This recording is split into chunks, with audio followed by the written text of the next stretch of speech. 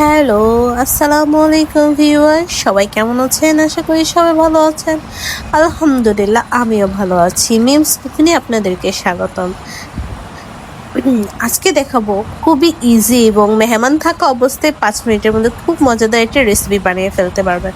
এখানে আমি চিকেনগুলো সিদ্ধ দিয়ে নিয়েছি। আস্ত এই চিকেন লবণ এবং আদা রসুন বাদে একবার চিকেন আমি সিদ্ধ দিয়েছি। দেওয়ার পর এরকম এই ঠান্ডা হয়ে আসলে আমি এরকম মাংসগুলো ছিঁড়ে দিই। এরকম মানে আলাদা আলাদা করে নেবো একবারে। তারপর আমি এখানে একটা প্যানে প্রায় হাফ কাপ তেলের মধ্যে ১ কাপ পেঁয়াজ দিয়ে ভালো মতো নাড়াচাড়া করেছি। যেহেতু এটা আমি রাত্রেবেলা ভিডিও করেছি তার জন্য পেঁয়াজটা কিন্তু ফ্রোজেনই ছিল আমার। এখানে আমি প্রায় অল্প একটু জৈতিক জায়ফল এবং আমি এখানে দারচিনি এলাচ ভালো করে পুরটা দিয়ে ছেঁচে নিয়েছি। আপনারা এটা শিলনোড়া বেটেও নিতে পারেন। আমি যেহেতু খুবই তাড়াতাড়ি রান্না করেছি তার জন্য আমি কিছুই করিনি, এরকম ছেঁচে বাস ইউজ করে ফেলেছি। দেখেন আমি এখানে কিন্তু সেই মাংসগুলো ছিঁড়ে রাখা মাংসগুলো দিয়ে দিবি। এটা আমরা এক কথায় বলতে পারি যেমন আমরা গরু মাংস ঝুরা মাংস রান্না করি সেরকমই মুরগির ঝুরা মাংস রান্না। এটা খুবই একটা ইউনিক এবং টোটালি আমার রেসিপি, কারোর থেকে কোনো কপি না।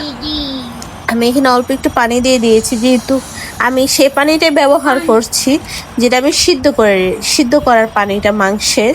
আমি বেশিরভাগ পানি ফেলে দিয়ে অল্প কিছু পানি রেখেছিলাম রান্না করার জন্য, তাই আমি এখানে মাংসের উপরে দিয়ে দিলাম। আর দিয়ে দিব আদা রসুন অল্প একটু দিয়ে দিব। ওখানে আমি হলুদ গুঁড়ো, মরিচ গুঁড়ো ১ চা চামচের মতো, আর দিয়ে দিব আমি এখানে এই কালো গোলমরিচ গুঁড়ো দিয়ে আমি এটাকে ভালো মতো নেড়ে চেড়ে নিচ্ছি। এখন মনে হবেই না এটা কেমন টেস্ট, যখন রান্না শেষ তখন অসাধারণ লাগবে দেখতে। আমি এটা ঢেকে দিয়েছিলাম। ঢেকে দেওয়ার পর আমি যখন পানিটা শুকিয়ে আসছে তখন ৪-৫টা কাঁচা মরিচ এবং স্বাদ অনুযায়ী লবণ দিয়ে আমি এটাকে পুরো ভাজা ভাজা করে ফেলবো। এখন আবার ঢেকে দিয়েছি। দেখেন কত সুন্দর একটা কালার এসেছে এবং তেল তেল ভেসে উঠেছে। যেহেতু মুরগি মাংস তেলটা অল্প একটু বেশি দিলে আর টেস্ট আমার কাছে মনে হয় ডিফারেন্ট হয়ে যায়। আপনারা অবশ্যই এটা আমাকে বাসায় ট্রাই করে জানাবেন। রুটি, পরাটা, পোলাও, ভাত সব কিছু দিয়ে অসাধারণ লাগে এবং অসাধারণই খেতে। সাবস্ক্রাইব করতে ভুলবেন না। আসসালামু আলাইকুম।